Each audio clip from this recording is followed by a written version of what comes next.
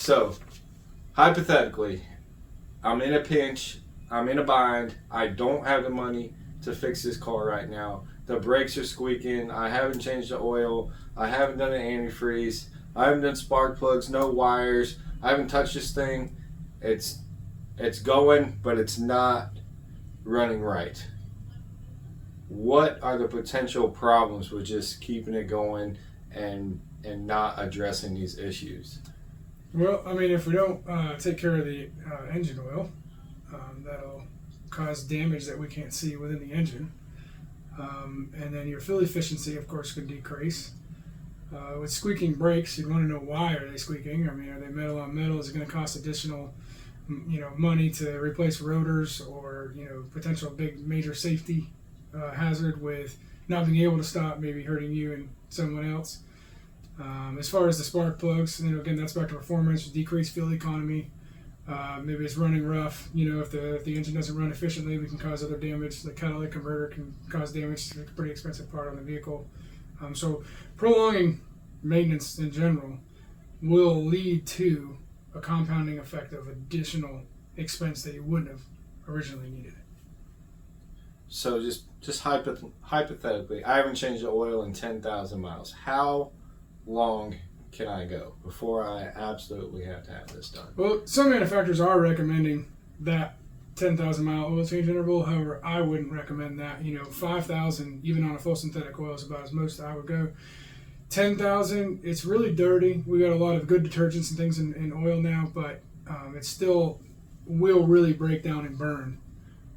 So if you go beyond 10,000 miles, even with a good full synthetic oil, lubrication properties, the way the oil pulls the heat away from the metal isn't going to be as efficient.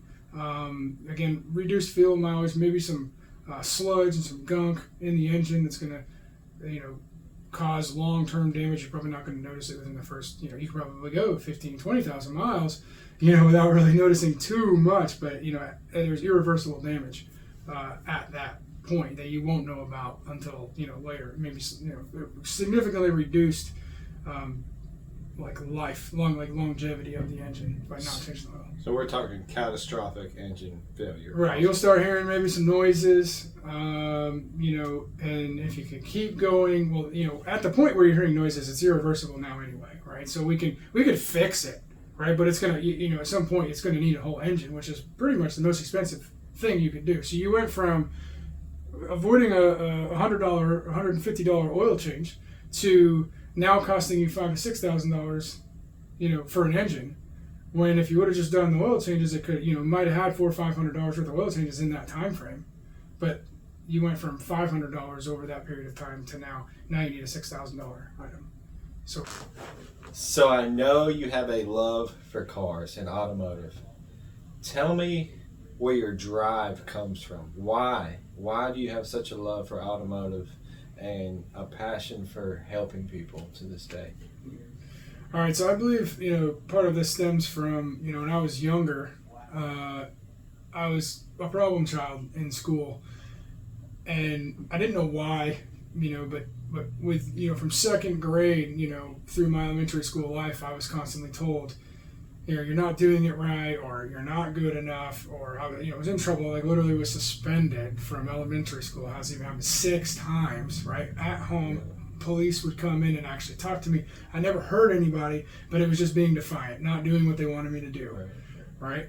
And so again, constantly being told not good enough, not good enough. And as I got older, I realized that, maybe I can use automotive, like I was building little model cars, and then people were like, oh, wow, you did a good job putting that together, and I was like, maybe I can actually make something of this. So I said, well, maybe I'll look at working on cars. And that made people happy, because if their car was broken and I fixed it, then I was getting acceptance, like, oh, maybe you are good enough, not from the same people from elementary school, but now later, being told, when I say later, I'm only talking, 14, 15, 16, I was working on a farm, and I was working on dump trucks for farmers, and just, tractors, and doing little things, and they were like, wow, you can do that, and it made me feel good, right? Right, it gave you that sense of fulfillment because you can make them happy. Right. So being able to make them happy, and then so I just grew from that and said, well, if that's what's making people happy, then that's the field that I want to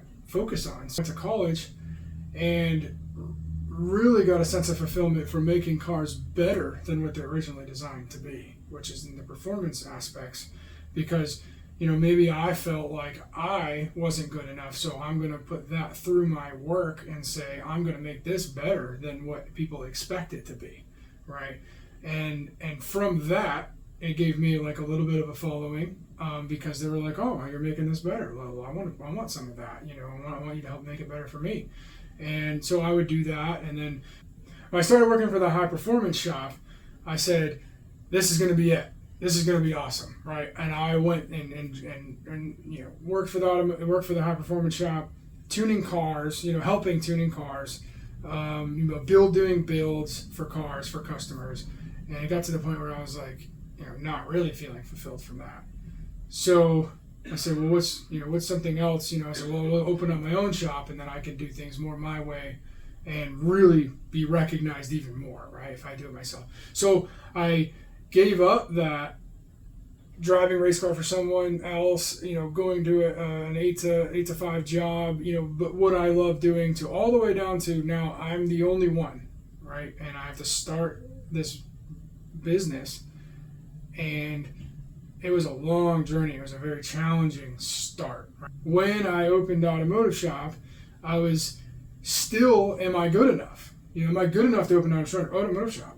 I knew I was good enough to build cars, but was I good enough to work on other people's cars as my own, or in my own automotive shop? So we all have this fear of not being enough. That's why a lot of people don't start a business. So is there a way you overcame that fear?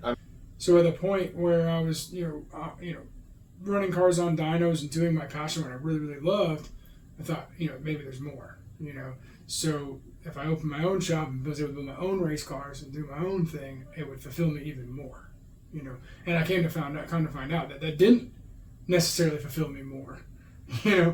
Building a team has fulfilled me more than me building cars. So building a team in entrepreneurship has helped me a lot, in helping clients and customers, come in and say, this is what's going on, this is what I'd like to do, this is what I'd like to have done to my car, and I can help them do that. Fulfills me more than me actually doing it for myself. So let's talk about this one. You've told me in the past this one client with a Corvette. That person was really, really stoked with that car. Lead me through that process of what actually happened with that guy. I mean, where did all that begin? Okay, so this is a pretty fun story. So we, this guy was, pretty good friends with, and he went to a dealership and traded his truck in for this Corvette. Of course, remember, we're a little bit younger. We're like, oh, we gotta have this Corvette. So he gets the Corvette, and we get it back, and we can't just sit there and let it sit, so we got to drive it. So we go out and drive it, and we're driving this thing, and he's driving it, and I'm riding. We're having a blast, and we're driving fast, and next thing you know, we got blue lights, right?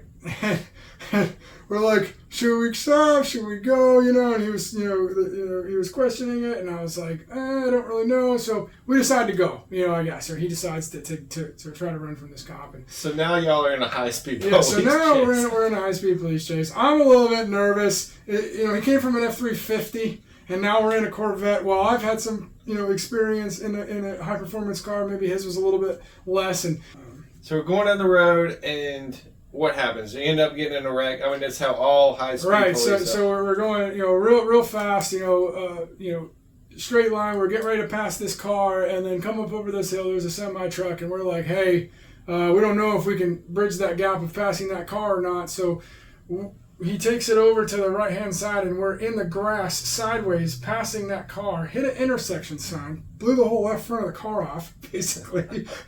Back out on the road, all shaky. Well, needless to say, that wasn't, at this point, we couldn't drive the car fast enough, or he couldn't drive the car fast enough to get away for the police officer. So he gets pulled over, and we get this whole story, and next thing you know, I'm in a cop car, and, I didn't get any trouble, from any of it, or, whatnot, but then we actually ended up getting that car back, and fixing it, and we ended up really, making it high performance, right? So we way more high performance.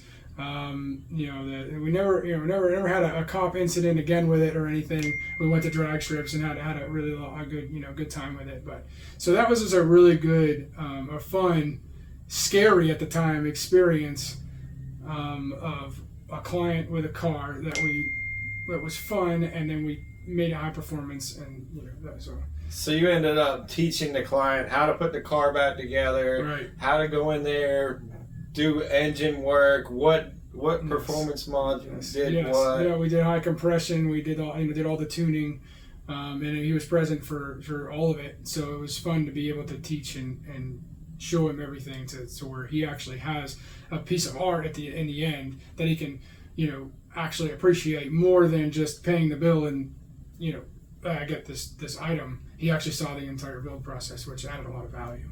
And that Corvette's probably going to be a memorable piece for the rest of his life. Right, absolutely. For both of us. So if you could tell your customers anything, an extra tip as far as safety, as far as something they really need to watch out for, that you can really help them with, that they need to watch kind of daily, that can save them some money, and prolong the life of their car. Is there any one item that stands out to you that you can kind of help with? Is it an alignment so their tires don't wear? Is it air? Really, it's a combination. A car is very intricate, and if we've got a check engine light on and you're driving down the road, that may not cause any immediate problems, and you could drive and you could say, oh, it's probably not that important. However, that light is on for a reason, and same with brakes, right? So sometimes brakes will make noises or squeak a little bit, and that's normal. But sometimes, the majority of the time when the brakes are making noise, it's a good indication. There's a little squeaker on the brake pads that sticks out, a little piece of metal. So when you get all the way down, really, really thin brake pads, that piece of metal is designed to touch the rotor, right? And that is what's making the squeaking noise. And that is your indication to, hey, I've got a problem before it becomes a bigger problem. I've got a problem. Let's bring it in and have us look at it. And that would significantly reduce the cost associated with a repair if we know that there's items on a car, or there's situations where as soon as we see an issue, if we can get it taken care of sooner rather than later, it will 100% save you money and be safer. So let's say I need to get a hold of you. What's the best way to get a hold of your shop? Let's say I need you to look over some little issues I've got going on, just to verify that everything's in tip-top order. Where can I click? Where can I go? Well, there's a handful of options. Of course, you can click the link below for our website, which has all of our information, more of a brochure of what's going on around at the shop. You can come to our shop and come walk in the front door. We have a really good team that's here to help. And of course, you can pick up the phone and give us a call, and we can help you from there. I really appreciate this. It helps a lot. I'm gonna go get my vehicle. I want you guys to look at it. I want you to make sure that everything's running at tip-top order. Absolutely. You're welcome, and anyone that wants to come in, for a multi-point inspection, that's something we actually do courtesy. So. No dollars need to be spent. We just need to schedule it. We'll get you in. We'll look it over. We take pictures and videos of anything that we do, fine, and you can make a decision from there. Okay, perfect. Thank you so much.